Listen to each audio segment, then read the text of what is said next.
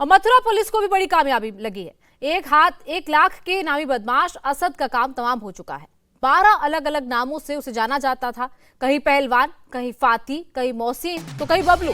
मथुरा के हाईवे थाना इलाके में पुलिस ने दुर्दांत अपराधी फाती को ढेर कर दिया। आज तड़के पुलिस को उसके बारे में अहम टिप मिली थी। खुद डीआईजी शैलेश पांडे ऑपरेशन को लीड कर रहे थे। फाती उर्फ असद पर यूपी के अलावा राजस्थान और जम्मू कश्मीर में 36 से ज्यादा मामले दर्ज हैं। उस पर 1 लाख का इनाम भी घोषित था।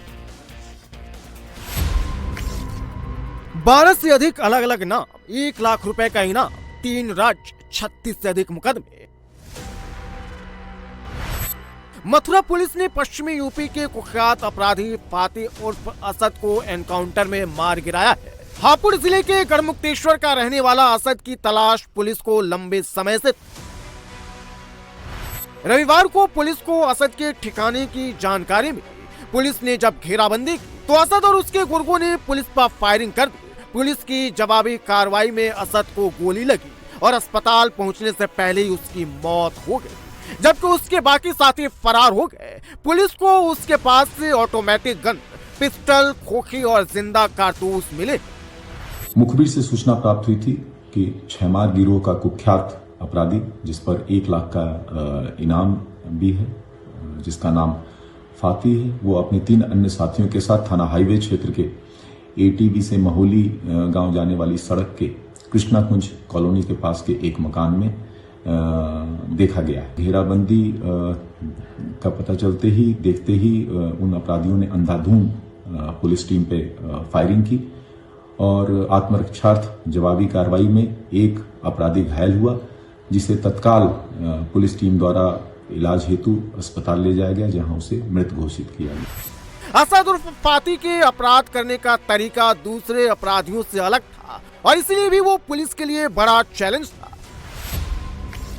बदमाश फाती का एक नाम नहीं, बल्कि वसीम, असद, पहलवान, बबलू, यासीन, मोहसिन समेत 12 नाम थे। फाती जिस नए शहर में जाता वहां नए नाम के साथ रहने लगता ताकि पुलिस उसे पकड़ न सके। नाम के साथ साथ वो अपना हुलिया भी बदलता रहता था। फाती के गिरोह में घुमंतू जाति के सैकड़ों सदस्य शामिल हैं। 2016 में फाती को एसटीएफ लखनऊ यूनिट ने गिरफ्तार किया था। पूछताछ में उसने बताया था कि लूट और डकैती करना उसका खानदानी पेशा है। उसे जेल भी भेजा गया था, लेकिन उसने फर्जी जमानतदार लगाए और जेल से बाहर आने के बाद फरार हो गया। असद छैमार गिरोह का सरगना था। उस पर 36 से ज्यादा लूट, डकैती और हत्या के केस दर्ज हैं। यूपी के अलावा राजस्थान और जम्मू कश्मीर में भी उसने कई वारदातों को अंजाम दिया था। ये जो अपराधी मृत हुआ, उसकी पहचान फाती उर्फ कदीम के रूप में हुई। ये जनपद हापुड़ के गढ़मुक्तेश्वर का रहने वाला है और इस पर देश के विभिन्न कोनों में लगभग 3 दर्जन से ज्यादा मुकदमे इसके ऊपर हैं। इसका अब तक का आपराधिक इतिहास जम्मू कश्मीर, पंजाब, राजस्थान और उत्तर प्रदेश के विभिन्न जनपदों का मिला है।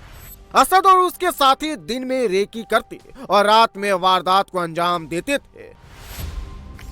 असद के गैंग में शामिल महिलाएं और पुरुष दिन में भीख मांगते और उनके घरों की पहचान करते थे, जहां उन्हें वारदात को अंजाम देना होता था। फिर रात में 10-15 लोग वहां पहुंचकर वारदात को अंजाम देते थे। इस दौरान अगर घर का कोई व्यक्ति जग जाता है और विरोध करता था तो ये गैंग लाठी, डंडे, रॉड और हथौड़े से उसकी हत्या कर देता और अपराध के बाद अलग अलग दिशाओं में भाग जाते थे।